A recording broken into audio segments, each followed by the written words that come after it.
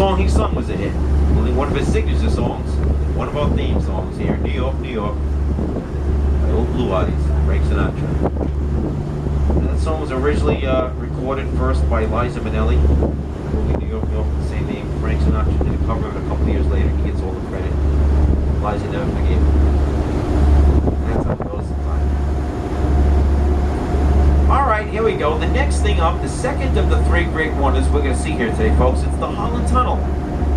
Well, obviously we can't see the tunnel itself, it's underneath us. In fact, if we see the Holland Tunnel on this trip today, we're all in a lot of trouble.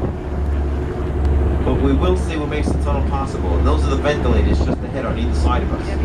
Now, the Holland Tunnel is named after its chief engineer. His name was Clifford Milbourne Holland.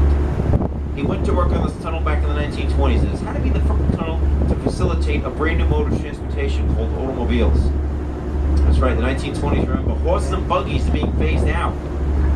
Cars are being mass-produced on the assembly lines. Cars exhaust the poisonous gas.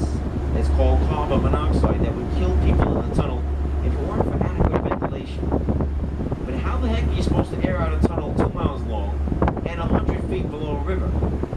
Like, the river's about 50 feet deep in the middle here, okay? The tunnel goes another 50 feet down underneath the river bed. Okay, so the tunnel doesn't lay down on the bottom of the river like everybody from New Jersey tries to tell you. It's a dry tunnel. They don't get out underneath everything. Holland figured it out by inventing these exhaust vents. You get a total of 4 of them.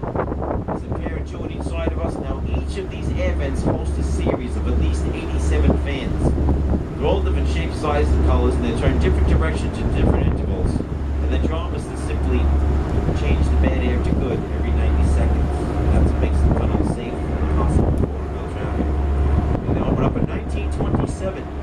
It's the first physical link of Manhattan to the mainland of America. From that point on, no more ferries to drive to California because pay the tolls in the tunnel. It's one of the great wonders of the world, the first of its kind. I'll talk about it. On the Manhattan side, hooks up to Canal Street. You get below Canal Street, you're in the neighborhood known as Tribeca, which stands for Triangle Below Canal Street, Tribeca. Get below Tribeca, now you're into the third largest downtown in the world, and here we go again. Another grand collection of skyscrapers, all different shapes, sizes, and colors that loosely reflect the great diversity of the city. And my favorite skyscraper down here will always be the Woolworth Building. Let's see if you guys can pick this out. I'll give you a couple of hints. Okay, first of all, it's 101 years old. It's a big giveaway right there. It's got a green copper top and looks a lot like a church. In fact, the nickname of the Woolworth Building is the Cathedral of Commerce. See what I'm talking about? F.W. Woolworth's father told him he's never going to make any money in those nickel and dime stores. 1912, he has enough nickels and dimes to put together $13 million in cash, threw it on the table in front of his workers, and he told them to build him the tallest building in the world. A year later, 60 stories tall, he gets his dream. He lives in a penthouse on the top 2 floors, where no